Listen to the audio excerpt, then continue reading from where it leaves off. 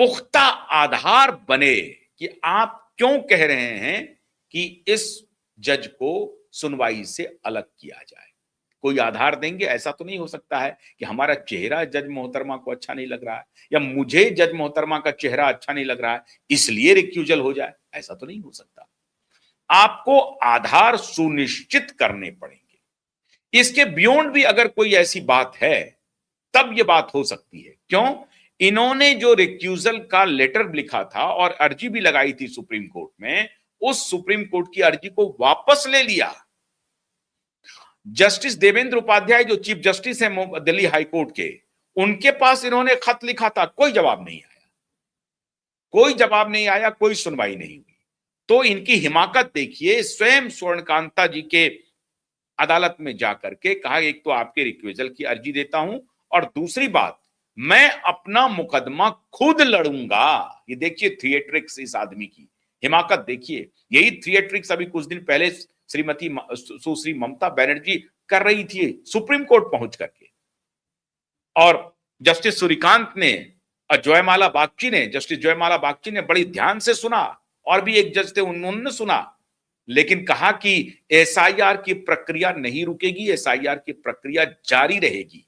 आप चुनाव आयोग को संवैधानिक कार्य करने से नहीं रोक सकते हैं। हां, अगर उसमें कोई डिस्क्रिपेंसी है, कहीं कोई गड़बड़ी है, आप उसकी सारी बातें हमारे संज्ञान में ला सकती हैं और हम उसको देखेंगे। अगर गड़बड़ी हो रही है तो उपयुक्त एक्शन जो हो सकता है वो लिया जाएगा।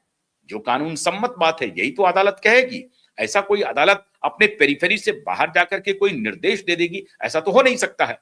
तो जिस प्रकार से ममता बनर्जी ने थोड़ा सा थिएट्रिक्स करने की कोशिश की तो अदालत ने गंभीरता से उनको सुना, लेकिन किया वही जो अदालत को सही लग रहा था, जो उचित लग रहा था। ऐसा नहीं कि मुख्यमंत्री अदालत पहुंच गई हैं गाउन पहन करके और मीडिया में चारों तरफ चर्चा है ममता बनर्जी महिला मुख्यमंत्री आज लॉयर के रूप में अदालत में पहुंच गई हैं। क्यों? क्योंकि जनता की आवाज बन करके पहुंच गई है। जनता की आवाज नहीं थी, फर्जी वोटरों की आवाज बन करके पहुंच गई, इसलिए उनको हड़बड़ाहट है, तिलमिलाहट है। यह भी हो सकता है कि देखिए केंद्र सरकार भी कुछ ना कुछ खेल कर सकती है, एसआईआर के माध्यम से कुछ फर्जी नाम इधर उधर का नाम हो सकता है, आप उसको इंडिकेट कीजिए। अगर आपको कोई आपत्ति है कि भारतीय जनता पार्टी के लोग जो हैं वो चुनाव आयोग से मिल करके कुछ ऐसा कर रहे हैं तो आप उसका कोरोबरेटिव साक्ष्य दीजिए। अगर नहीं है साक्ष्य तो आपके आरोप सिर्फ आरोप रहेंगे, उसका कोई संज्ञान नहीं लिया जाएगा। लेकिन अगर आप इतना गंभीर आरोप लगा रही हैं कि भारतीय जनता पार्टी की केंद्र में सरकार है और उनकी जो स्टेट इकाई है वो कुछ यहां के लोकल ऑफिसरों के साथ मिलकर के ऐसा, आपने लोकल ऑफिसर तो दिया ही नहीं, तो अदालत को क्या आदेश देना पड़ा? अंत में सुप्रीम कोर्ट को आदेश देना पड़ा कि कोलकाता हाई कोर्ट को आदेश देना पड़ा कि आप अपने न्यायिक अधिकारियों को, अगर कोई रिटायर भी हो गए हों तो उनसे सेवा लीजिए और एसआईआर की प्रक्रिया को पूर्ण कीजिए। नहीं बात मानी तो उन्होंने कहा कि कोलकाता हाईकोर्ट को कि इस संबंध में आप झारखंड, छत्तीसगढ़ और उड़ीसा के न्यायालय से संपर्क कर सकते हैं, वहां के हाईकोर्ट से संपर्क कर सकते हैं, ताकि उनके यहां अगर कोई रिटायर्ड ऑफिशियल हो, न्यायिक अधिकारी हो तो उनकी सेवा आप लीजिए। सेवा लेने में क्या हुआ?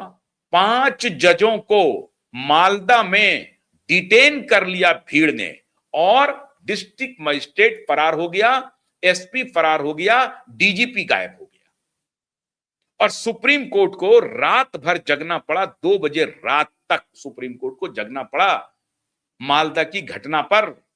न्यायिक अधिकारी थे जो चुनाव आयोग के एक प्रकार से ऑफिसर के रूप में काम कर रहे थे, चुनाव आयोग के प्रतिनिधि के रूप में काम कर रहे थे, लेकिन वो हैं न्यायिक अधिकारी जो या तो छत्तीसगढ़ से आए हैं या उड़ीसा से आए हैं या पश्चिम बंगाल के, और वो जज थे पांचों। 5 के 5 जज को डिटेन करके भीड़ ने रखा और ये सारे अधिकारी फरार हो गए। बाद में सेना कार्रवाई कर रही है, डिफेंस के स्टाफ कार्रवाई कर रही है, उनको घर से दबोचा जा रहा है, उन क्रिमिनल को, उन माफियाओं को जिन्होंने भीड़ खड़ा किया था और 5 जज को डिटेन किया था, घेर लिया था, घेराव किया था। और उनकी योजना बहुत बड़ी थी, कुछ आगजनी करने की भी योजना थी, तोड़फोड़ भी करने की योजना थी। अब उनको घर से घसीट घसीट करके ले आया जा रहा है तो उनकी नानी याद आ रही है। तो इसको डिफेंड करने के लिए सुश्री ममता बनर्जी निकली थी। लेकिन हुआ क्या? कुछ भी नहीं हुआ। कल भी सुनवाई हुई, चल रही है। श्रीमान केजरीवाल ने सोचा कि मैं अब जाऊंगा और वही थिएट्रिक्स जो ममता बनर्जी ने अपनाया था, वही थिएट्रिक्स मैं यहां पर अप्लाई करूंगा और कहूंगा मैं अपना मुकदमा खुद लड़ूंगा। तुषार मेहता ने कहा कि मैडम आप इंश्योर कीजिए, जज महोदया आप इंश्योर कीजिए कि ये व्यक्ति खुद अपना मुकदमा अगर लड़ता है तो लड़े, लेकिन हर डेट पर आए और तारीख पर आकर के अपना मुकदमा लड़े और आज ही अपने वकील को बरी कर दे। ऐसा नहीं हो सकता है कि वकील को भी लिए रखें, खुद भी लड़ें और यहां पर यह वकालतनामा लिखवा लें। भाई वकालतनामा में अपना नाम दे दें कि हम खुद ही अपना केस लड़ सकते हैं। लड़ने की इजाजत है, संवैधानिक अधिकार है आपका। देश के नागरिक को संवैधानिक अधिकार है, आप अदालत में अपनी दलील रख सकते हैं, खुद का वकील बन सकते हैं, खुद ही वकील बन सकते हैं। यह अधिकार है आपको, आप बनिए। इन्होंने कहा कि हम बनना चाहते हैं। तुषार मेहता ने कहा कि ये इंश्योर कीजिए कि यही व्यक्ति अपनी दलील देगा, ये वकील इनके जो हैं उनको ये बरी करेगा और हर तारीख पर आएगा। ये इंश्योर करने की बात कह रहे हैं कौन? सीबीआई। ऐसा पहली बार हो रहा है। नहीं तो सीबीआई तो एडजर्नमेंट मांगती थी। दिशा सुशांत के केस में देखिए ना, एडजर्नमेंट हो रहा है, सुशांत के केस में जा ही नहीं रहा है। यहां से सीबीआई के अधिकारी पटना जा नहीं रहे हैं, एडजर्नमेंट हो रहा है पटना में। यहां पर क्या हो रहा है? यहां तुषार मेहता स्वयं खड़े हैं और तुषार मेहता कह रहे हैं कि आप इंश्योर कीजिए कि ये कार्रवाई में शामिल हों।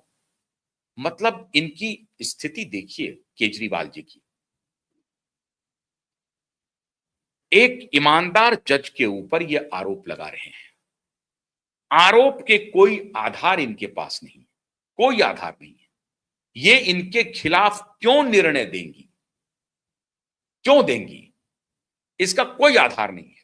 हमारे नीलेश ओझा जी मुंबई हाईकोर्ट में जजों के खिलाफ कंप्लेंट दायर कर रहे हैं, एफिडेविट पर लिख रहे हैं कि ये कारण है, ये कारण है, ये कारण है, इस कारण की वजह से यहां पे इनका कॉन्फ्लिक्ट ऑफ इंटरेस्ट हो रहा है और इसका सबूत पेश कर रहे हैं। वो सबूत दे रहे हैं, दिया। जस्टिस रेवती मोहिते डेरे के खिलाफ उन्होंने 2 साल पहले रिटन कंप्लेन किया